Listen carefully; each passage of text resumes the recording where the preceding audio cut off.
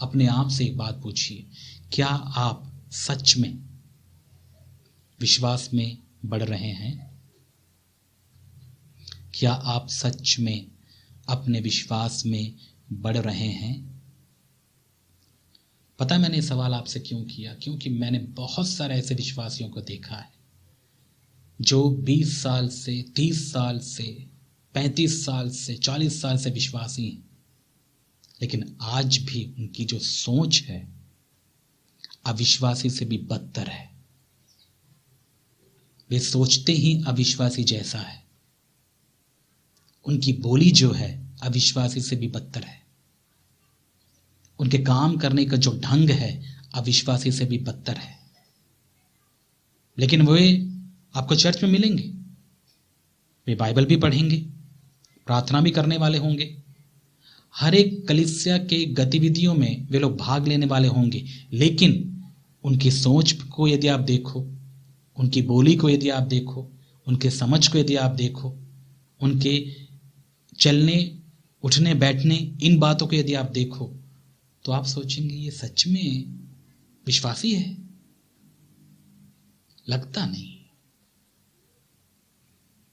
और यदि आप सच में गंभीर हैं अपने विश्वास के प्रति, तो आप इन बातों को नजरअंदाज नहीं कर सकते, क्योंकि ये सच है, ये सच है। और ऐसे विश्वासियों को देखकर मुझे बहुत दुख होता है और कभी कभी बहुत गुस्सा भी आता है कि ये 30 साल तक कर क्या रहे थे कलीसियाओं में।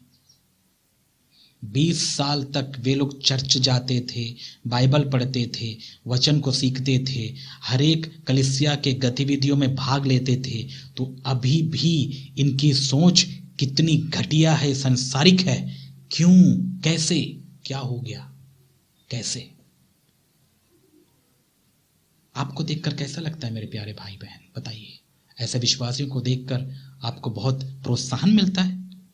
आपको ये नहीं पता कि शैतान सबसे ज्यादा हमें निराश ऐसे विश्वासियों के जीवनों को दिखाकर करता है?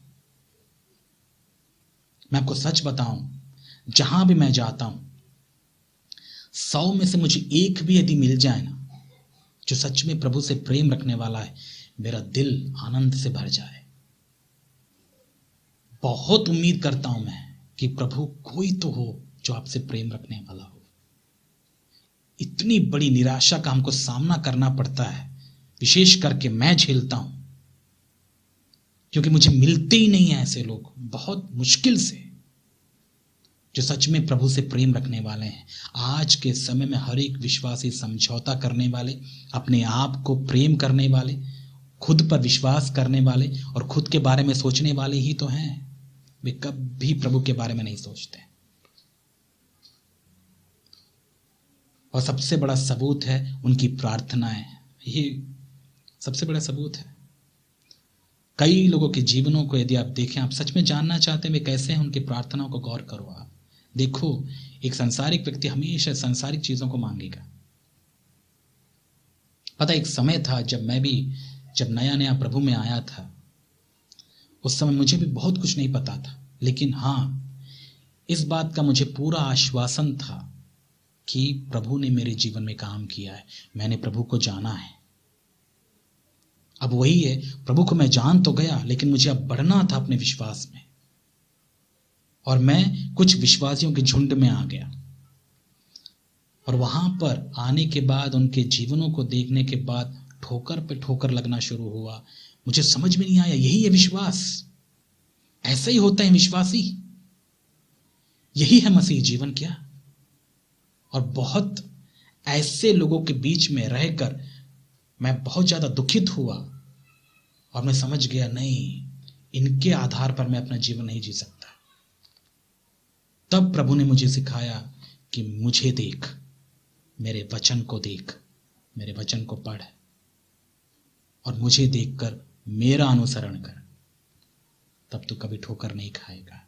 तब मैंने ठान लिया, मुझे इन विश्वासियों से, ऐसे समझौता करने विश्वासियों से मुझे कोई लेना देना नहीं है। वे अपना हिसाब देंगे, मुझे अपना हिसाब देना है, मुझे प्रभु के पीछे चलना है। वे क्या कर रहे हैं, कैसे कर रहे हैं, मुझे इनसे कोई मतलब नहीं। और बहुत दुखित होता था जब मैं ऐसे लोग के बीच में रहता था। तब उन दिनों में क्योंकि मैं भी नया नया था। बहुत सारी चीज़ें मुझे भी प्रार्थना करने के बारे में बताया जाता था कि ऐसे प्रार्थना करना चाहिए, वैसे प्रार्थना करना चाहिए। और मैंने प्रार्थना किया, क्या इसके लिए उसके लिए, ऐसा वैसा, प्रभु ये दे वो दे। आपने कभी देखा है लोगों को जब वे प्रार्थना करते हैं, उनका मतलब, उनको लगता ही है प्रार्थना करने का मतलब है मांगना। बस प्रार्थना का मतलब मांगना। पता नहीं वे लोग क्या सोचते हैं, क्या समझते हैं। यदि आप उनके जीवनों को जाके देखो, चलो प्रार्थना करते हैं और प्रार्थना में मांगते ही रहते हैं वे लोग। मांगना गलत है? बिल्कुल नहीं। लेकिन मांग क्या रहे हैं मेरे प्यारे भाई और बहन? आप यदि विश्वासियों की प्रार्थनाओं को जाकर आप सुने और देखें तो आपको पता चलेगा 99% ये जो विश्वासी हैं वे अपने स्वार्थ, अपने मतलब की चीजों को ही मांगते रहते हैं।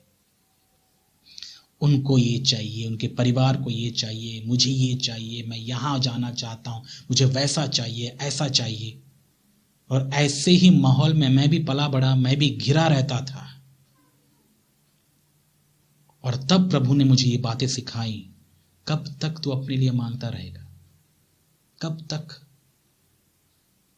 उसके बाद से पता नहीं, जैसे जैसे मैंने अपने जीवन को पूरी तरीके से प्रभु के प्रति समर्पित करता गया, मेरा रवैया बदलना शुरू हुआ, मेरी विचारधारा बदलना शुरू हुई प्रार्थना के प्रति, सेवा के प्रति, सब कुछ। उसके बाद से मैं प्रार्थना में मांगना कम कर दिया। तब मुझे समझ में आया, प्रार्थना केवल मांगना नहीं होता, प्रार्थना होता है परमेश्वर के साथ समय बिताना। और मैं अपने औकात को समझा। मैं जब प्रार्थना में बैठा हूं तो मुझे एक बात का पूरा ख्याल होना चाहिए कि वो मालिक है, मैं नहीं। ये जो प्रार्थना करने वाले जो लोग होते हैं, वे लोग मांगते रहते हैं। उनको लगता है कि प्रभु उनका नौकर है, ये लिस्ट बना के प्रभु को दे दें और प्रभु उन सारे लिस्ट के अनुसार जाके बाजार से वो चीजें खरीद के दे दे उनको। ऐसा वे लोग सोचते हैं। ऐसा ट्रीट करते हैं आप प्रभु को? क्या प्रभु आपका नौकर है? बोलिए। या तो आप भिखारी हैं। फिर आप कैसे कह सकते हैं कि आप प्रभु के बच्चे हैं, परमेश्वर आपका पिता है? ये बहुत दुखित करने वाली बात है। कई लोग हैं बस प्रार्थना में वे लोग डिमांड करते रहते हैं, मुझे ये चाहिए प्रभु, वो चाहिए प्रभु। मैं नहीं कहता कि मांगना गलत है, मैं भी मांगता हूं, लेकिन मैं हमेशा इस बात का ख्याल रखता हूं कि वो प्रभु है, वो नौकर नहीं है। क्या उसको नहीं पता क्या चाहिए हमें? तो मैं हमेशा इस बात का ख्याल रखते हुए हमेशा ये दुआ करता हूं, प्रभु बस मुझे आपकी इच्छा पूरी करनी है, मेरी सहायता कीजिए। ये एटीट्यूड को मैंने विकसित किया इतने साल प्रभु में रहते हुए कि मैं अपने मतलब के लिए, अपने मतलब की चीजों को ना मांगूं। मैंने प्रार्थना में केवल मांगना नहीं सीखा, लेकिन उससे बढ़कर मैंने परमेश्वर की इच्छा जाननी चाहिए कि प्रभु आप क्या चाहते हैं, मुझे बताइए। और मैं समझता हूं यही परिपक्वता है। और ऐसे बेबी क्रिश्चियंस कितने हैं जो 30 साल से 40 साल से चर्च में जा रहे हैं, लेकिन अभी भी प्रभु ये दे वो दे ये दे। कभी आपने पूछा प्रभु को क्या चाहिए? कभी आपने पूछा? बिल्कुल नहीं, क्योंकि आपने उसको नौकर बनाया, आपने परमेश्वर को नौकर समझा। आपको लगा अरे यही वो नौकर है, बस यही तिजोरी है, यही हमारा बैंक बैलेंस है, मांगो जी चाहे जितना मांग सकते हो मांगो। ऐसे विश्वासियों को देखकर मुझे बहुत दुख होता है कि इतने साल आप अपने आप को मसीह कहते हुए यही सीखा आपने? विश्वास में उन्नति कर रहे हैं आप? यही है विश्वास में उन्नति? और एक गलत विचार कई मसीहों के अंदर है। तो फिर से मैं आपको ये सवाल कर रहा हूं, क्या आपको लगता है कि आप विश्वास में उन्नति कर रहे हैं? और यदि आप बोलते हैं हाँ मैं उन्नति कर रहा हूं, तो बताइए कैसा आपको समझ में आता है? उन्नति करने का मतलब क्या है? विश्वास में बढ़ने का मतलब आप क्या सोचते हैं?